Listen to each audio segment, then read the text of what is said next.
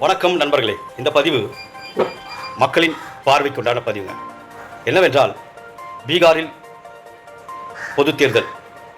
அதற்காக நம்முடைய பாரத பிரதமர் திரு நரேந்திர மோடி அவர்கள் பிரச்சாரத்திற்காக சென்றுள்ளார். பிரச்சாரத்தில் சென்ற அவர் பீகாரில் ஒரு பிரச்சாரத்தில் தமிழகத்துக்கு செல்லும் பீகாரிகளுக்கு தகுந்த பாதுகாப்பு இல்லை என்ற ஒரு வார்த்தையை உச்சரித்துள்ளார். இது மிகவும் வருத்தமளிக்கிறது.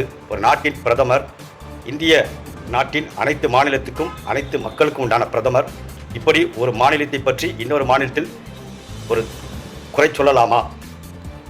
இன்னொன்று, கடந்த காலங்களில் அதே போன்று பூரி ஜெகநாதர் கோவில் ஆலயத்தினுடைய சாவி தமிழகத்தில் இருப்பதாக அப்பொழுது நடந்த தேர்தலில் கூறி வந்தார்கள். இதுபோன்று தமிழகத்தை ஒவ்வொரு தேர்தலின் போதும் ஒரு தரக்குறைவாக மதிப்பிட்டு சொல்லி வருவது, பிரச்சாரத்தின் போது பேசி வருவது மிகுந்த வருத்தம் அளிக்கிறது.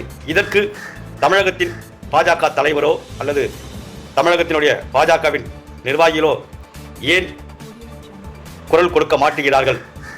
ஏன் வாக்கு சேகரிக்க தமிழக வாக்காளரின் வாக்கு தேவை, ஆனால் தமிழக மக்களை வேறு மாநிலத்தில் தவறாக குறை சொல்லி வருபவரை ஏன் அதை சுட்டிக்காட்ட மறுக்கிறார்கள் என்பதுதான் ஒன்றும் புரியவில்லை. குறிப்பாக சொல்லப்போனால், தமிழக மக்கள் வந்தோரை வாழ வைத்துதான் பழக்கம். தமிழகத்தில் வந்து பிழைப்புக்காக வந்தவர்களை தமிழக மக்கள் அரவணைத்து அவர்கள் தம் குடும்பம் போல் பாவித்து அவர்களுக்கு அனைத்து உதவிகளும் செய்யும் மனப்பக்குவம் உள்ளவர்கள் தான் தமிழர்கள். ஆகையால் தமிழர்களை பற்றி குறை சொல்வது என்பது ஏற்புடையதல்ல. அதுவும் ஒரு பிரதமரே இன்னொரு மாநிலத்தில், பீகார் மாநிலத்தில் சென்று தமிழக மக்களை பற்றி குறை சொல்வது என்பது ஏற்புடையதல்ல. இது இரு மாநிலங்களுக்கு பிரச்சனைகளை உருவாக்க வழிவகுக்கிறாரா என்பது போல் உள்ளது. இனிவரும் காலங்களில் எந்த மாநிலத்துக்கு சென்றாலும் அந்த மாநிலத்தின் வளர்ச்சியை பற்றி பேசுங்கள், இன்னொரு மாநிலத்தை பற்றி குறை சொல்லாதீர்கள்.